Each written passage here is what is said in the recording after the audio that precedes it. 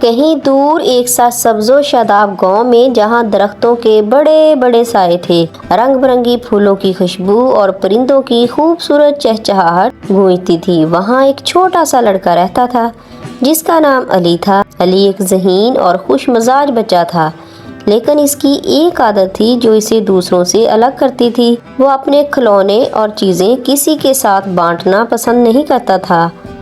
گاؤں میں علی کے بہت سے دوست تھے۔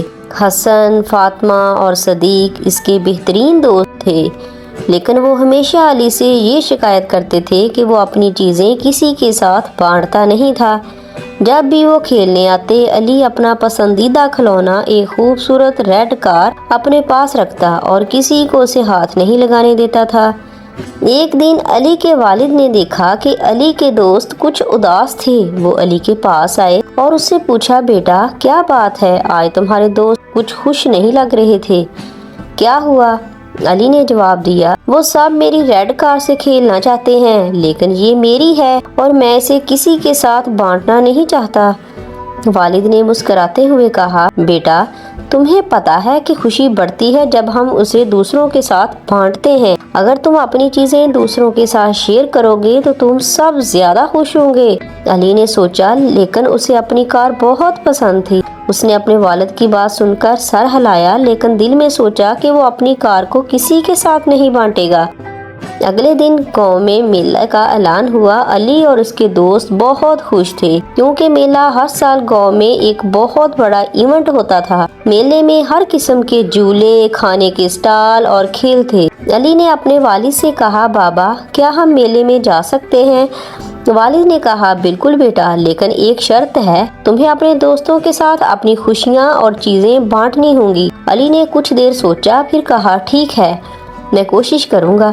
میلہ بہت شاندار تھا۔ علی اور اس کے دوست مختلف جھولوں پر بیٹھے، میٹھے لڈو کھائے اور گاؤں کے بچوں کے ساتھ کھیلوں میں حصہ لیا۔ وہاں ایک خاص جگہ تھی جہاں بچوں کو اپنے کھلونے شیئر کرنے کی دعوت دی جاتی تھی تاکہ سب ایک دوسرے کی خوشیوں میں شامل ہو سکیں۔ علی کو یہ موقع بہت عجیب لگا۔ وہ اپنی ریڈ کار کے بارے میں سوچنے لگا اور دل میں پریشانی محسوس کرنے لگا۔ اگر اس نے اپنی کار شیئر کی اور کوئی اسے توڑ دے تو کیا ہوگا؟ لیکن پھر اس نے اپنے والد کی بات یاد کی اور فیصلہ کیا کہ وہ اس بار اپنی کار دوسروں کے ساتھ ضرور شیئر کرے گا۔ علی نے جب اپنی کار دوستوں کے ساتھ شیئر کی تو پہلے تو اسے تھوڑا عجیب لگا، لیکن جب اس نے دیکھا کہ سب کتنے خوش ہو رہے ہیں تو اس کا دل بھی خوشی سے بھر گیا۔ حسن، فاطمہ اور صدیق سب نے اس کی کار کے ساتھ کھیلا اور پھر اپنے اپنے کھلونے بھی علی کو دیے تاکہ وہ بھی کھیل سکے۔ علی نے پہلی بار محسوس کیا کہ دوسروں کے ساتھ چیزیں شیئر کرنے سے خوشی دگنی ہو جاتی ہے۔ وہ اپنی ریڈ کار کو واپس لے کر بہت خوش ہوا اور اسے پتا چلا کہ اس کی کار بالکل محفوظ تھی، کسی نے اسے نقصان نہیں پہنچایا تھا۔ اس دن کے بعد علی نے اپنے والد کی نصیحت کو دل میں بٹھا لیا۔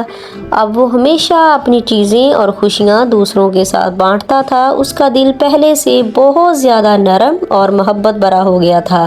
گاؤں کے لوگ بھی علی کی اس تبدیلی سے بہت متاثر ہوئے۔